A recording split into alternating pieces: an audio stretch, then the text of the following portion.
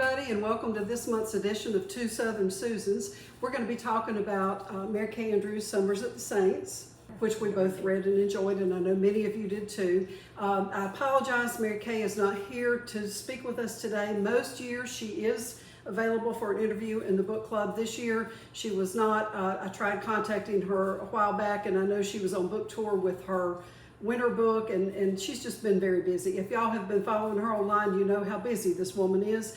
So today we're going to talk about her book, even though she cannot join us, and we wish her well with this release. I know everybody was very excited about this release because we missed her summer release last year. Okay. We were all looking forward to it, and everyone in the group who had something to say, I know, enjoyed it. And again, I'm sorry she couldn't be with us. I know she would love to, but she's busy on book tour. That's right. And I love the title of this book, Summers at the Saint. And then when I started reading it and realized the Saint was this sort of historic hotel, the way it's described in the wedding cake reminds me of is it the Don Cesar at St. Petersburg? In Florida. Yes. Yeah, my daughter, my son-in-law did a residency at St. Pete, and so I was down there as much as I could be and loved walking on the beach and would always pass that pink Don Cesar. So I can't help but wonder if she had that in mind. I know exactly where you're talking about because every year in September I go to a conference that's just up the beach a little ways from that at the Trade Winds, and so I know exactly where you're talking about because we walk in front of that. Yeah. And I read another book set there recently, but I did too, and I can't remember. I can't remember what it was. But I think that Jekyll Island might have been. I mean, I don't know. I haven't discussed this with her at all. Right. But I think we're surmising. Right, we're surmising that Jekyll Island might be the island she was thinking about, but then perhaps this resort in Florida, which I think she's from around that area. And, so and it's got that look. Right, that tiered look to it, as I recall. But anyway, it was fun that I thought, well, because every time I would walk by the Don Cesar, I don't even know if I'm pronouncing it correctly, I'd want to go in. And I left there going, golly, I wish I could have stayed a night there. Right, but you're right. I think that's very similar to at least what I saw from her descriptions. I do want to mention, because we are getting ready to have our tea, a couple of things, because the climate here in South Carolina is quite different from what they have in the UK. We are having today iced tea, and probably will through the summer, just because it's after Memorial Day now, so we switched to iced tea. And also we have our little, I have this on a spinny. We changed locations today. Instead of my dining room, we're in my kitchen, and so I have us on a little. There's a Lazy Susan in the middle of the table. But we're not lazy Susans. No, neither of us are lazy. But there's one of those in the middle, and so we have our chicken salad croissants and our cucumber sandwiches and our pimento cheese sandwiches and our scones, our blueberry scones, and then up top we have the little tea cakes and the lemon squares and the strawberries, and of course we have our fruit and our cheese straws and some little quiches too. I don't think you can see everything, but anyway, we have a feast in front of us. We're going to enjoy this, and then we'll be back to discuss the book. In other words, yum, yum. Yes, yum. All right, we will talk to y'all shortly. Welcome back, everybody. We've had our lunch, and as you can see, we have plenty of leftovers, so we're going to have to add a few more to our tea parties, I think, or start making less food, one or the other. Anyway, so we're back to talk about the book, Summers at the Saint, which we really enjoyed, and we know many of you did. Some of the questions in the group were specifically for Mary Kay, but as we mentioned before, she's not here today, and we don't have a way really to ask her those questions. But we had some other questions, and we're going to try to get to those. And of course, we encourage everybody to continue discussing the book in the group for the rest of the month. So Niels Beringer had asked, well, she said, I love staying in hotels. My favorite thing to do in a hotel is take a nice hot shower using the travel size shampoos and conditioners, ordering Olive Garden takeout and watching a movie, then waking up and eating the free breakfast. And she wanted to know what was our favorite thing about staying in a hotel. And I will tell you, it's very simple. I enjoy housekeeping quite a lot. And for a while, I was writing in a hotel. I would travel with Jim, and I could write in a hotel. They're great places to write. So I would get up in the morning and go down for breakfast. And while I was at breakfast, housekeeping would come and refresh the room and leave clean towels. And then at 4 o'clock, I could go downstairs and have fresh coffee and cook. Well, fresh coffee was all day, but I had cookies at 4 o'clock. And that was a great place to write. So I enjoy writing in hotels. What about you, Susan? Well, I've stayed in so many hotels with my book having come out in September that I'm a little bit tired of staying in hotels at the moment. That said, when I am offered a really super nice hotel room, I typically enjoy it. I was telling Susan while we were eating that recently I was in Tuscaloosa, Alabama for an event, and I stayed in a glorious hotel downtown, and they served Prosecco to the guests from 4 to 6. That is my kind of way of enjoying a hotel. I think I'd enjoy that too. Okay, so let's talk a little bit about the setting. We talked about this earlier, and we thought the hotel was probably based on something similar to the Don Cesar, or however you say that. Yeah. And of course the island sounded a lot like it might be Jekyll Island to us. I've actually been to Jekyll a few times, and that was a beautiful, beautiful place. And I know that that area is one that, you know, the and she probably conflated the since she was born in St. Petersburg, right. She probably, maybe, we need to ask her this, but did she use the Don Cesar as her model and then just put it on Jekyll Island? Yeah. So anyway, I enjoyed the setting quite a lot. I did too. And having that hotel, you know, where you have people who, some of them who are living in the area and some who come back year after year. Yes. And I think that's kind of a nice, it's a nice setting for a book. And I know a lot of you all enjoyed it too. Especially for a summer book. Right, for a summer book, right. So let's talk about Tracy Eddings, the main character. Let's do. You know, every time I read a Mary Andrews book, I cannot help it. And I think I do this with any author that I've actually met. I envision the main character as the author. That's who I see in my head. So I see sort of a younger Mary Kay Andrews in Tracy, and I see that, I don't know, I see her, I don't know, I just envision her as that character. Well, Tracy certainly has a lot of drive and a lot of chutzpah, and wants to succeed, wants that hotel to succeed. And if we look at Mary Kay Andrews' life, obviously she has had a similar kind of drive towards success, because look what a successful author she is. So there may be some of Mary Kay Andrews' personality in Tracy. I'm sure, like most authors, you know, some of her made its way in there, but I visualize her like physically, you know. So I mean, I visualize that character as if that's looking like her. Exactly. Yeah. So it's no matter how the author describes her. If I have met the author, I see the author as the main character. Oh, goodness. Yeah. Anyway, but I really enjoyed the character, and I felt like she was, I don't know, I enjoyed the part of her, or the aspect of her character that, I mean, she was still mourning her late husband, but she was honoring him, and she was very devoted to family. And even though some of her family was, well, not inspiring, some of her husband's family didn't really inspire trust or loyalty or anything. She was loyal to the family, and she did her best for the hotel and for all of them. And you know, I thought she was determined to get along, even with the father-in-law, who, of course, we come to find out was a pretty despicable man, in spite of his influence and wealth and hotel. Right. And I should probably say, because if any of you are watching this who have not read the book, then stop now and watch it later, because there are always spoilers in these videos. But he was very despicable, and yet she stood by him. Yeah, she held his hand when he was dying. Even though he had treated her so poorly. Exactly. You know, and she has a kind of a kind nature. I guess. Right. A forgiving nature. So I enjoyed Tracy. Yes, I did too. And Parrish. Now, y'all, I was not prepared to lose Parrish. Yeah, I think Susan and I agree on this. Yeah. We really. We sort of yearn for Parrish's character to continue development. Right. I wanted to see more of Parrish, and it just hurt my heart that somebody young who was so close to our main character, you know, we lost her, and so that was shocking, I guess, and so it was a twist, you know, that you weren't really expecting. That's not something I certainly anticipated. about Rick.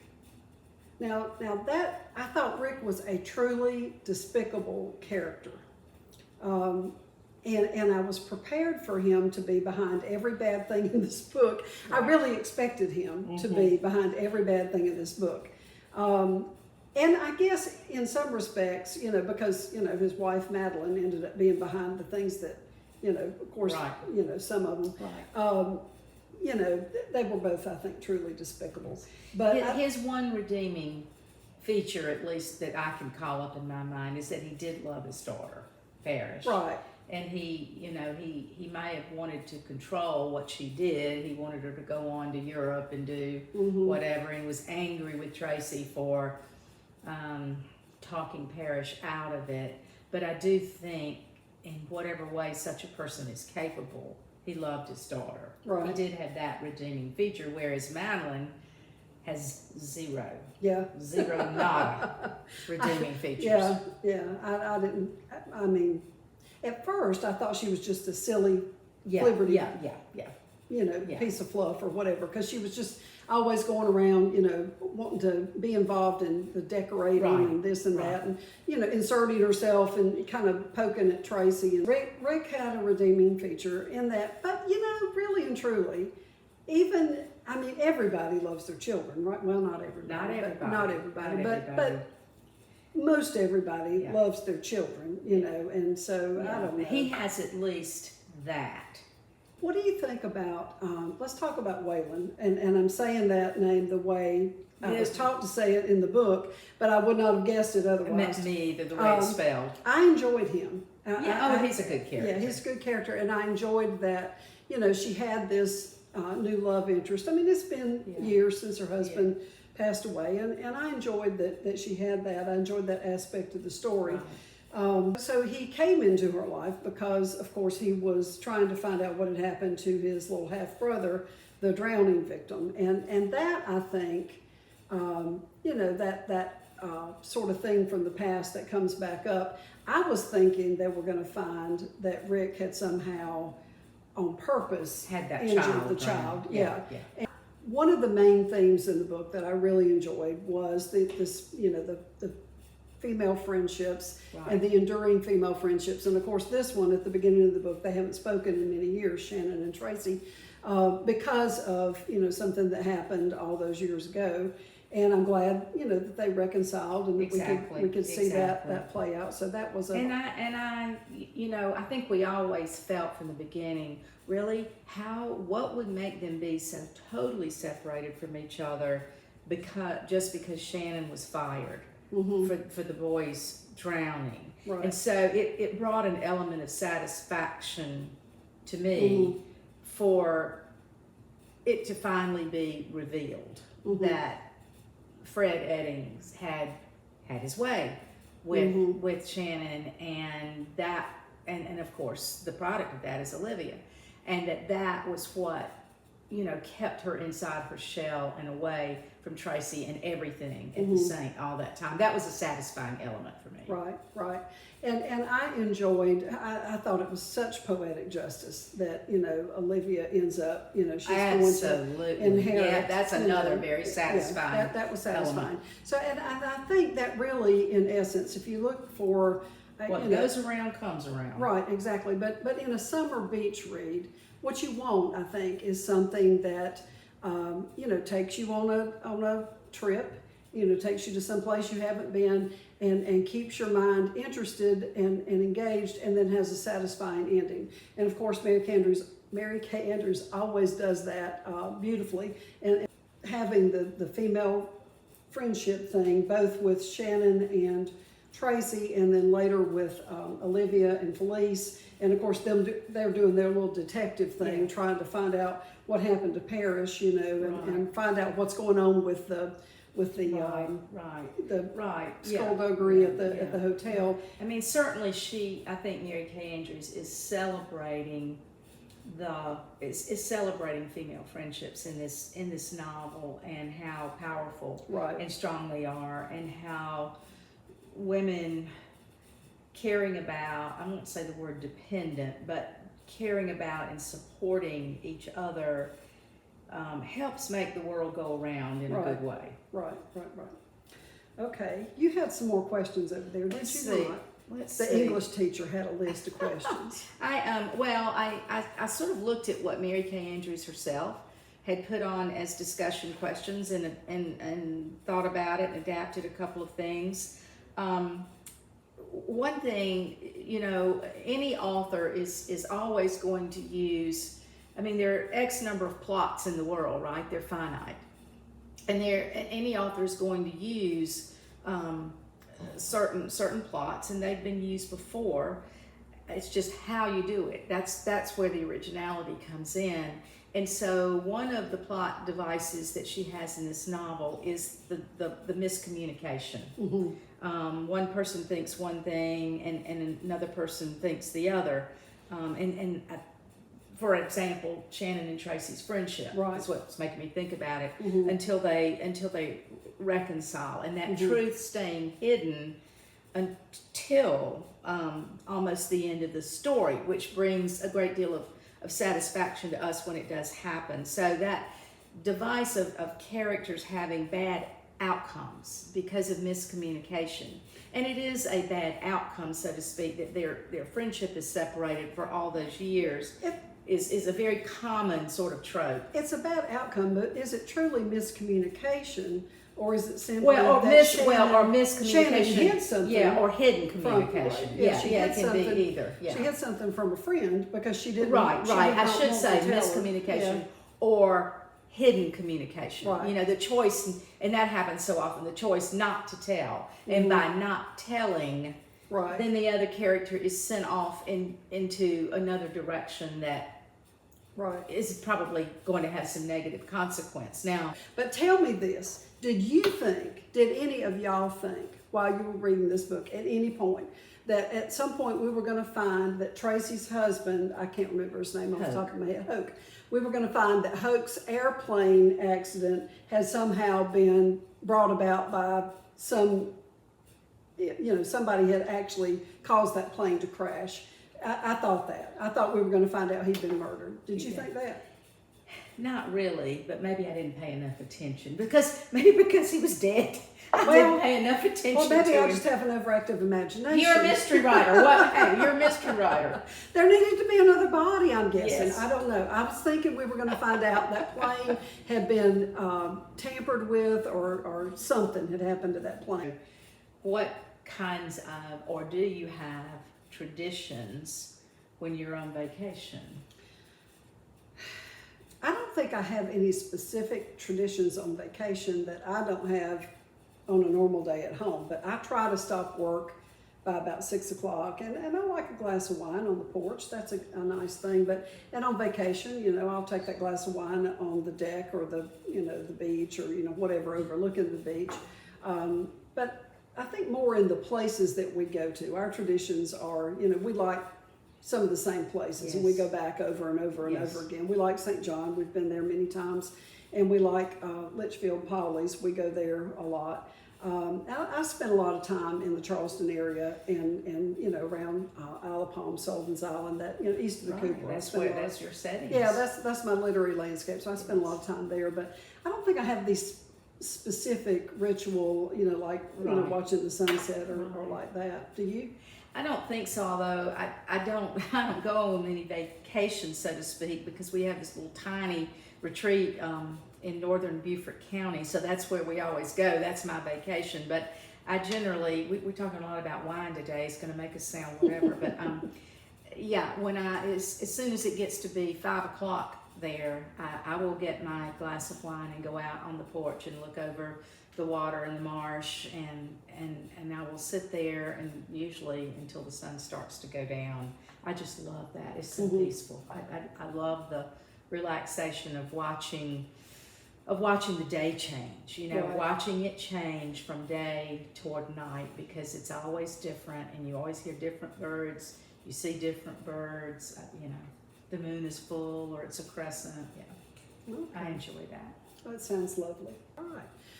Okay, so we enjoyed the book. I know you all did. I think we've covered all of the topics that we had to cover. There were a few characters we might not have touched on. We didn't talk a lot about, we didn't mention KJ. I don't think there's a whole lot to say about him. He's, let's put it like this, he's a fairly empty fella, and maybe we'll just leave him at that. Yeah, but you know, I feel kind of bad for him because I think I don't think he intended evil. He did not intend evil, and he got caught up in it. And got caught up in it, and now you know he's going to prison. Yeah, I mean, that's you know, true. and That's I kind of true. felt bad for him. So I think other than that, we've covered all the characters. Most of the main, Okay, most all of the right. main players. Anyway, fun beach read. If you haven't read it, Get yourself a glass of wine.